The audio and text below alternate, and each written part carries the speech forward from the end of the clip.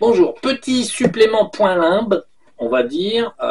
Donc on s'est renseigné combien il y a de monde dans les limbes, combien il y a de monde dans l'astral des défunts et combien il y a de monde sur Terre. Alors sur Terre c'est facile, hein, on est à peu près 8 milliards, à une vache près. Hein.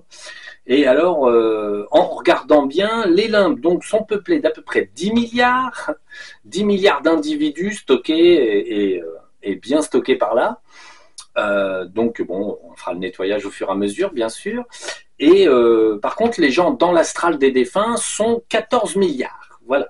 Donc ça, c'est pour les chiffres, on va dire donc des contenances en ce moment.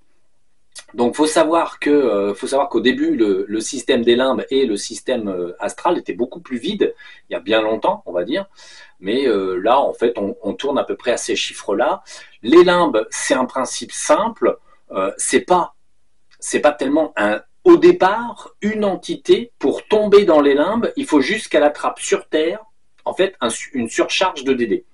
Vous venez, vous avez été un animal, ça allait bien, hop, vous faites quelques vies d'humains et vous tombez dans la mauvaise période, par exemple après l'Atlantide, et là, ça se met à se compliquer, parce qu'en fait, il y a surcharge de DD sur vous, vous croisez des gens qui en ont, vous croisez des situations problématiques, qu'est-ce qui se passe? Vous vous alourdissez, donc le jour où vous mourrez, le problème, c'est qu'au lieu de monter, vous êtes trop lourd, vous êtes trop plein de DD, vos fréquences personnelles qui avant hop, monter dans l'astral des défunts, eh ben, elles sont en fait endémurgées, vous devenez dense, vous devenez en fait au niveau des fréquences incapable de monter plus haut, et du coup on vous récupère dans les limbes. La première fois c'est une récupération par surcharge, et ensuite malheureusement en fait il faut savoir que certains DD sur Terre sont entre guillemets des recruteurs des limbes, c'est-à-dire que vous le croisez, il vous met un implant. Et lui, ce DD-là, il est connecté aux limbes. En fait, il recrute pour les limbes. Bon, ça arrive, on va dire, tous les jours. C'est-à-dire que si quelqu'un a un DD recruteur de limbes, bon, vous le croisez, tiens, il dit, oh tiens, toi, tu t'es jamais allé dans les limbes, faut que tu viennes avec moi. Il vous met un implant, et quand vous mourrez, si vous n'avez pas une sérieuse éducation métaphysique, si cet implant est toujours là, eh ben, vous aurez une possibilité plus importante d'être tiré dans les limbes, tout simplement parce qu'en fait, ce DD-là, précisément, c'est un recruteur de limbes. Donc voilà. Donc le principe, c'est que c'est pas il faut bien voir les choses en face. Vous apprenez évidemment parce que vous vous bloquez dans les limbes, c'est problématique. Bon, faut savoir que quoi qu'il arrive, vous continuez de vous incarner. Et ça n'a rien à voir avec le DD qui vous envoie, comme on dit là, soi-disant, quand vous êtes dans les limbes, vous êtes contrôlé, c'est le DD qui vous envoie en incarnation. Tout ça, c'est du mensonge absolu, c'est de l'éther pour les zouaves. Hein, toutes les lectures que font les autres, là où ils expliquent que c'est le DD qui vous a poussé à vous incarner pour vous torturer, absolument faux.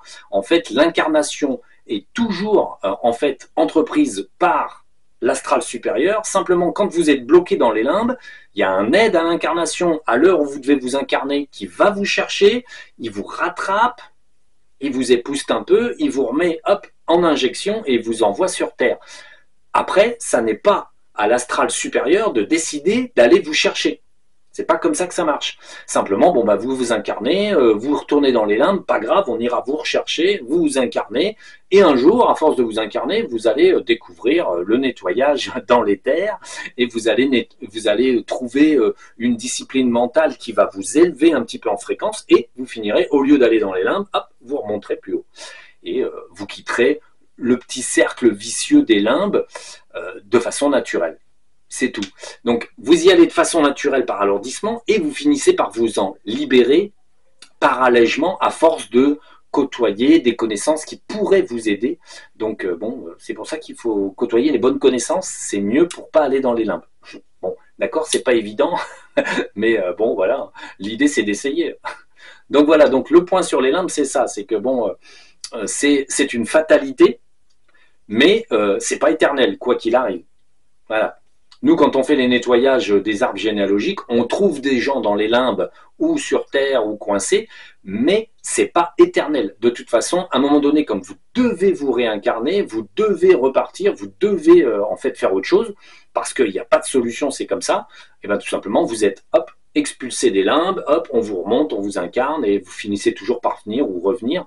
Même si vous tournez un peu dans les limbes un certain temps, ça c'est pareil, c'est pas éternel, c'est pas possible. Parce que c'est pas permis. L'obscurité, on apprend des choses avec, mais c'est pas l'éternité dans l'obscurité. Parce que c'est pas comme ça que ça marche non plus. Donc voilà. Donc, sujet sur les limbes. Y a-t-il des limbés dans les limbes? Et oui, il y a des limbés dans les limbes. Ils sont nombreux, mais il y a finalement plus de gens là-haut que dans les limbes. C'est bien. Bonne moyenne. Allez, salut.